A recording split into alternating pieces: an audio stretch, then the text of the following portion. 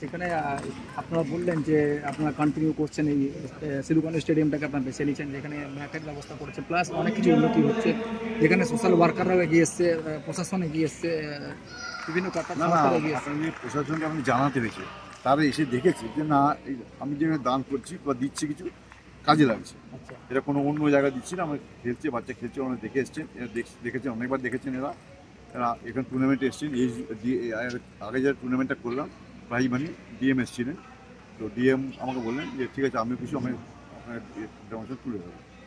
তো আজকেও তো অনেক অতিথি আপনাদের এসেছিল। হ্যাঁ, অনেক হয়েছে, অনেক DM, অনেক SDO। এসছে, অনেক এসছেন, শাসমা এসছে, আমার কিছু পারিয়াল এসছেন।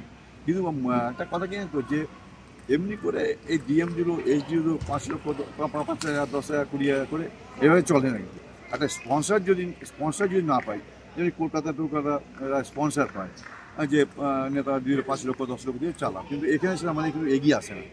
এই যে আপনারা শুনেছেন বোর্ড বিক্রি করে আমার টিম গেছিলো, তারপর ডিএম শুনে 50,000 সঙ্গে সঙ্গে আমাদের ব্যাংকে পাঠিয়ে দিল। আমাদের প্রদীপ মহিলা আমাকে ডাকলেন, 40টা আমি গেঞ্জি দিচ্ছি, আমি দিয়ে দিয়ে জায়গাটা জাস্ট দাঁড় করিয়েছি। কিন্তু এইভাবে তো চলে না, এত বড় টুর্নামেন্টগুলো, এত বড়, এটা অন্তত 8 লক্ষ টাকা বাজেট। সেখানে ডিএমএ কে চাইলাম, এইচডিওকে চাইলাম, প্রায় কিছু টাকা উঠলো এখান থেকে এন্ট্রি ফি। আর কিন্তু এত গ্র্যান্ড যে গভর্নমেন্ট না দেয়, তাহলে কিন্তু অসুবিধা হচ্ছে। একদম আমার টিম যাবে খেলতে, 1.5 লক্ষ টাকা পাচ্ছে। ঠিক আছে, এখন তো আরো 3 দিন আছে, চলবে, খেলা চলবে। আর কি নাম আপনার স্যার? কি আমি হচ্ছি আমার নাম ধীরেশ ব্যানার্জি, পশ্চিমবঙ্গ ডিস্ট্রিক্ট সেক্রেটারি এবং বেঙ্গল স্টেটের ভাইস প্রেসিডেন্ট।